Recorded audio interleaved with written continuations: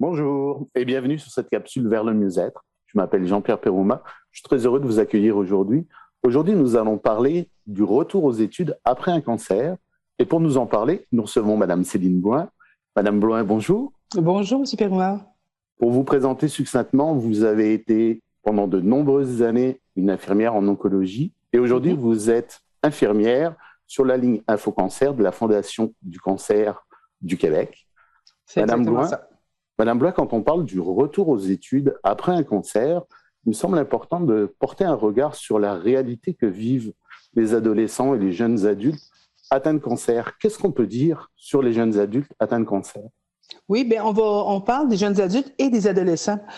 Faut comprendre, je ne sais pas si vous avez mis là, les petits pourcentages là, du diaporama, mais on sait que 4 % des nouveaux cas de cancer diagnostiqués au Canada, ce sont des cancers chez les adolescents et jeunes adultes. Donc, ça a quand même une bonne incidence parce qu'on sait que ces jeunes-là vont vivre, ils vont survivre, même que je pourrais vous dire, de 50, même 60 ans après leur cancer. En fait, ça part drôlement dans une vie pour un jeune et souvent, ça va changer des choix initiaux que le jeune peut avoir. La réalité, quand on parle d'un adolescent, d'un jeune adulte, leur développement physique et psychologique n'est pas terminé. Donc, les adolescents, c'est une recherche d'autonomie. Hein, ils veulent être autonomes. Ils ont un cancer. Les parents sont toujours auprès d'eux, les amis, les médecins, tout le monde. Donc, déjà, ça bloque un petit peu cette autonomie-là. Après ça, vous avez la transformation physiologique et psychologique. Donc, les jeunes qui sont les jeunes adolescents, je vous dirais, avec des maladies, bon, il y a on voit ici, là, si vous le désirez, on voit les impacts là, sur la personne. On voit les impacts psychologiques là, dans l'estime de soi, l'appréhension du facteur de stress, l'image corporelle. Vous savez que les jeunes, l'image corporelle, c'est très, très, très important. On arrive avec un cancer, perte de cheveux avec la chimiothérapie, il y a de la fatigue, le teint, bon, tous les changements qui sont là. Alors, au niveau social aussi, les familles, les amis, comme on s'est dit, à ce moment-là, tout le monde est là pour pouvoir le surprotéger quand l'adolescent et le jeune adulte a besoin d'autonomie, d'indépendance. Donc, souvent, ça va contrecarrer avec le développement normal d'un adolescent.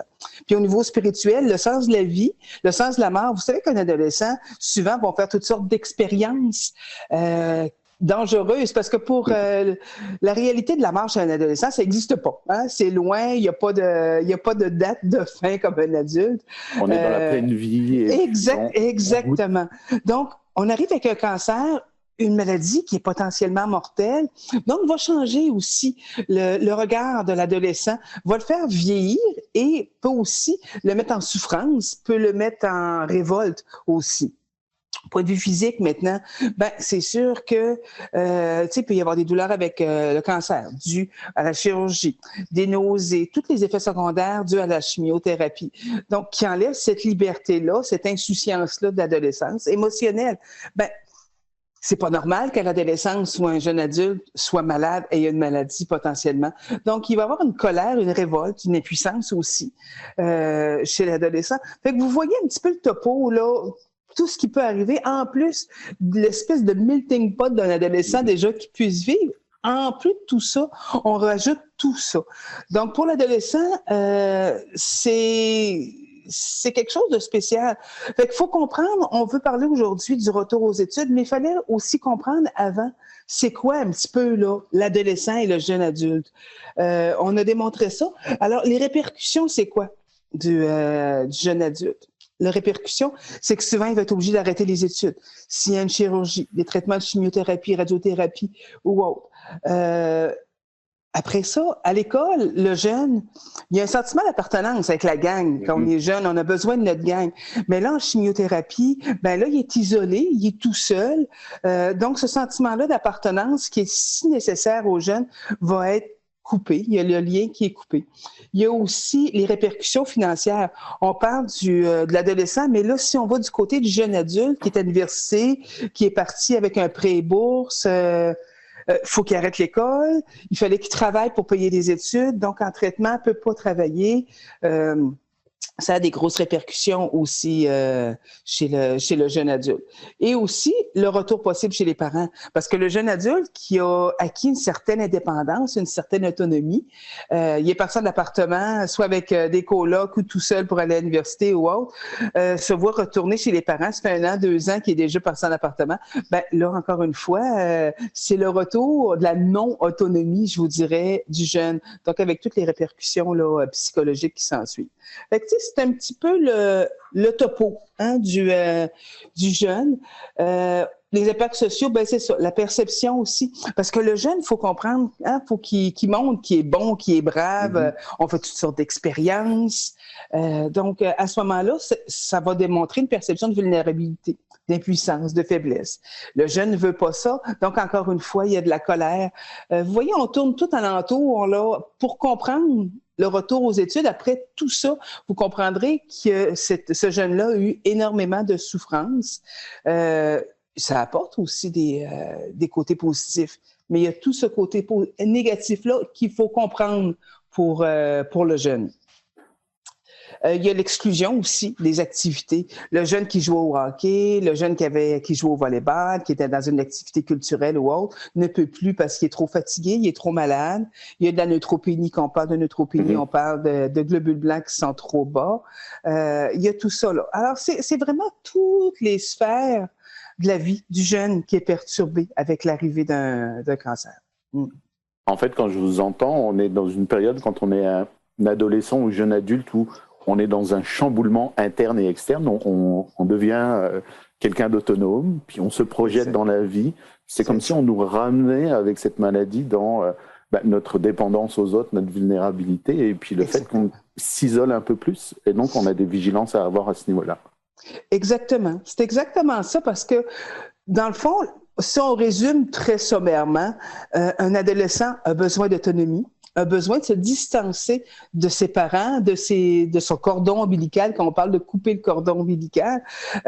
Puis là, oups, on se retrouve avec une maman, une papa qui veut toujours être auprès de son jeune pour l'aider, le conseiller, le protéger. Et le jeune, lui, souvent, il avait besoin de se distancer de tout ça, puis il se replonge là-dedans. À ce moment-là, il y a des jeunes qui vont bien passer au travers, mais il y a beaucoup de jeunes qui vont trouver ça très dur, ce retour en arrière. Si on peut regarder la prochaine diapositive pour le retour aux études, qu'est-ce que ça veut dire pour le jeune? Pour un étudiant, c'est une partie importante de l'identité personnelle, être aux études. Je suis le président du club de l'école ou autre. Donc, il y a une identité qui se fait à l'école. Alors, pour lui, le retour aux études, ça signifie le retour à la santé, le retour à la vie normale.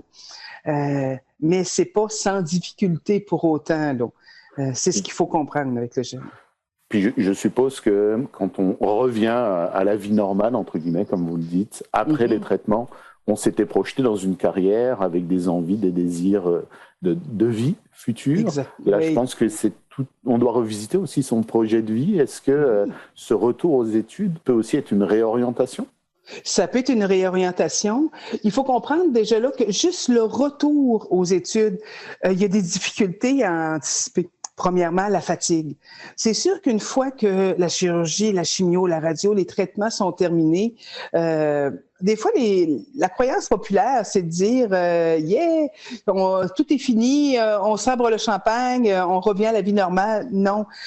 Après la fin des traitements, il y a une période de recouvrement qui peut être plus ou moins longue, qui peut durer et perdurer jusqu'à 1 an. Puis ça, dire ça à un jeune, dire il va falloir que tu ailles mollo pour les prochains mois. Peut-être un retour aux études à temps partiel, si c'est possible. Puis recommencer toutes les activités connexes, ça peut être difficile.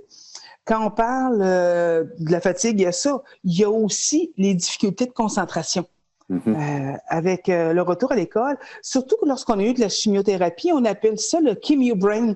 C'est un peu le brouillard cérébral qu'on appelle, qui revient normalement dans l'année suivante, mais qui peut perdurer de façon permanente, malheureusement.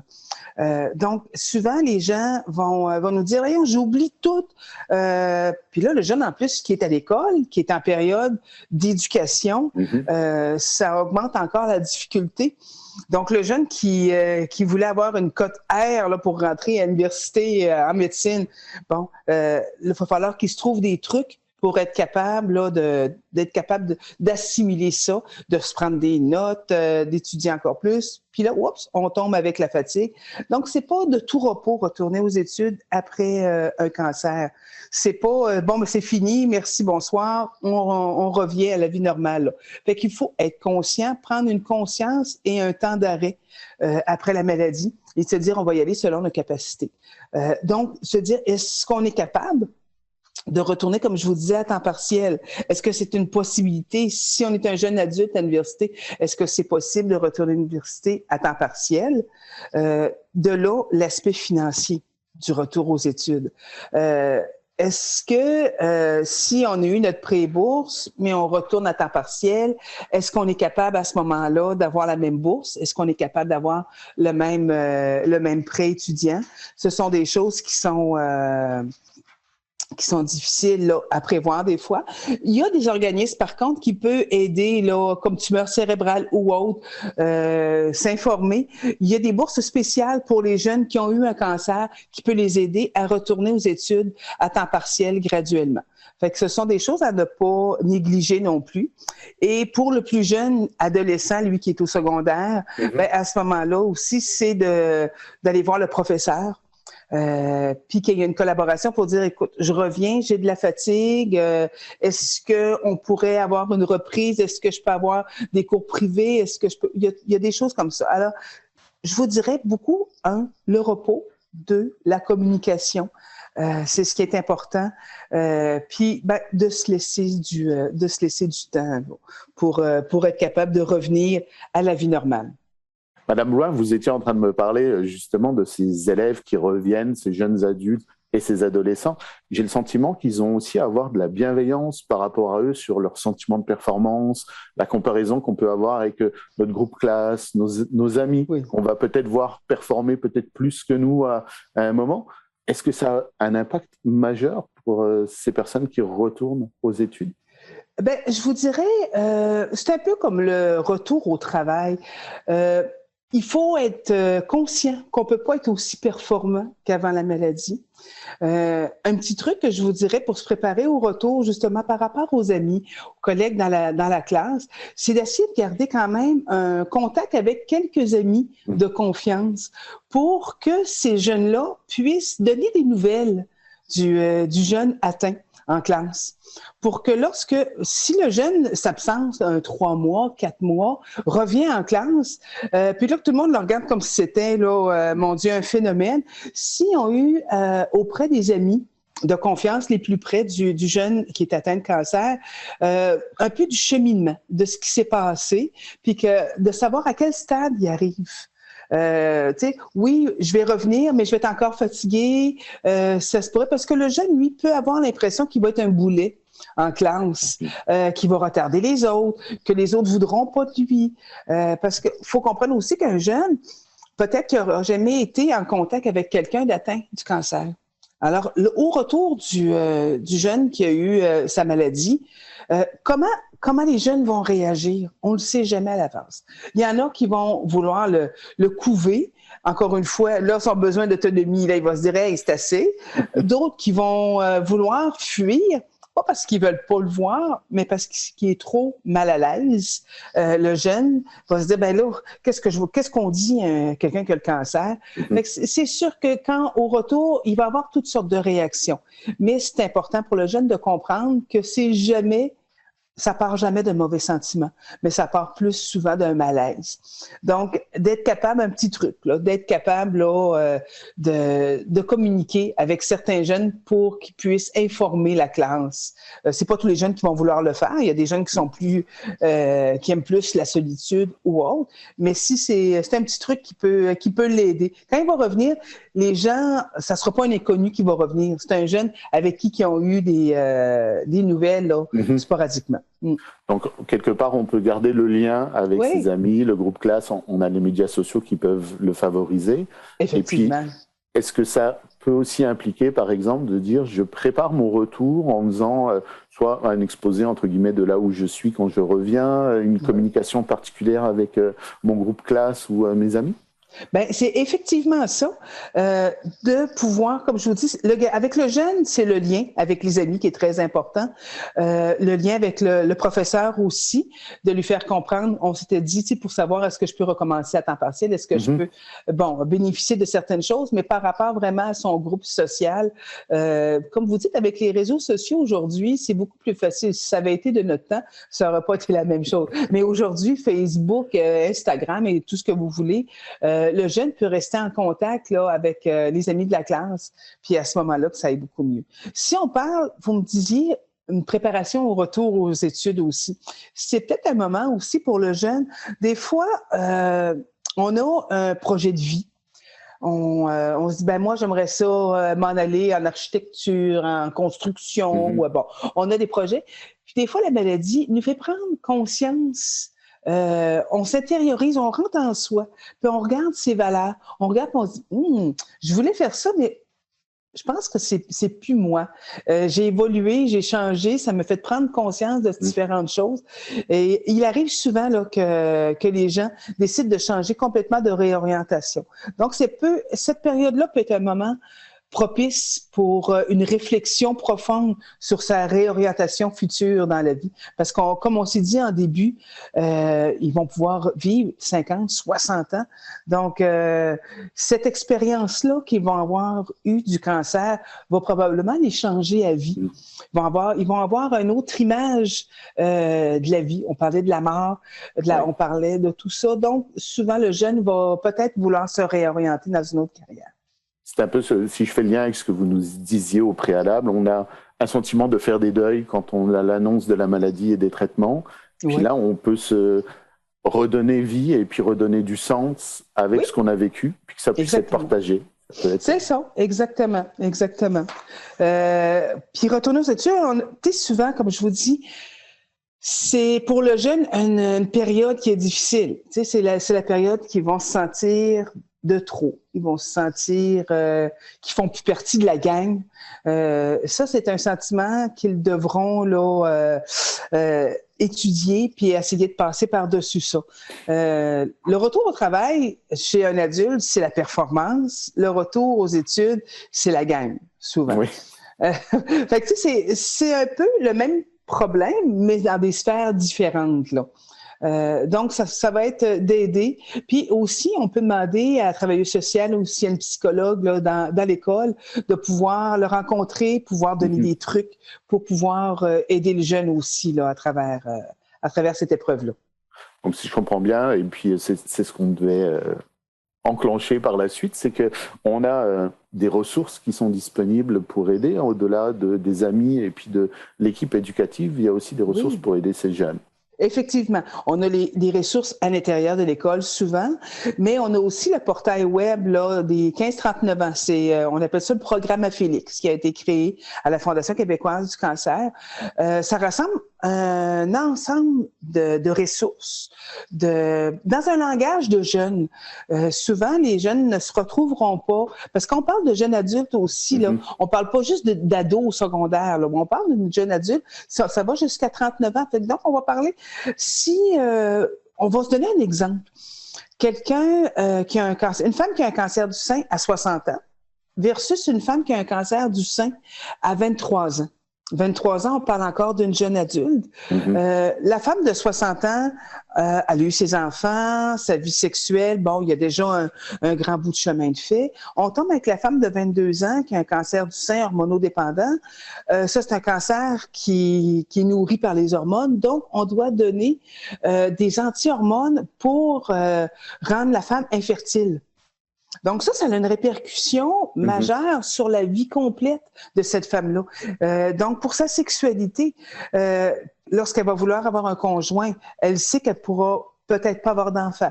Ou aussi, on peut avoir à congeler des ovules en fonction de... Il y a toutes sortes de choses chez le jeune, là, comme ça. Si elle a eu une mastectomie totale, un jeune qui a eu un cancer colorectal qui se ramasse avec une colostomie, un sac.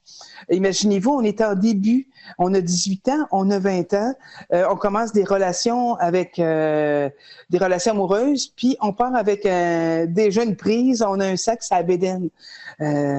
L'acceptation chez quelqu'un de 60, 70 ans et l'acceptation chez quelqu'un de 18 ans, c'est vraiment différent. Donc, c'est sûr qu'il faut aller chercher de l'aide.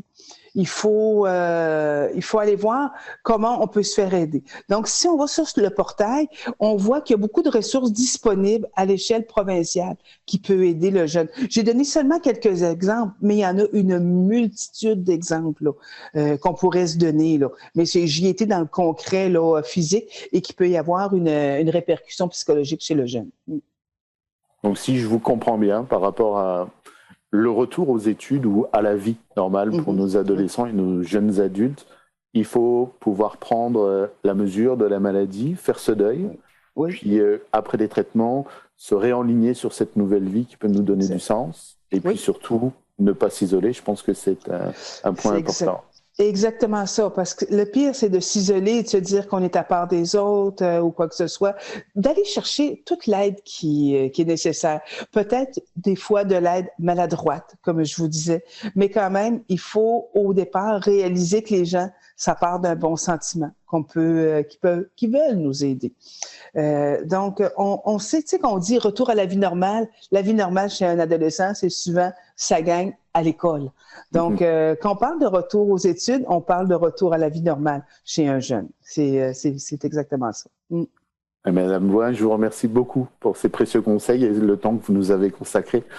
Si je résume bien, ne pas s'isoler, il y a toujours des ressources qui sont là pour nous aider. Oui. Pour nos auditeurs, merci beaucoup d'avoir écouté cette capsule. N'hésitez pas à partager ces capsules, ces informations. Interagissez avec nous si besoin. Ça a été un plaisir d'être avec vous et on se retrouve pour une prochaine fois. Au revoir.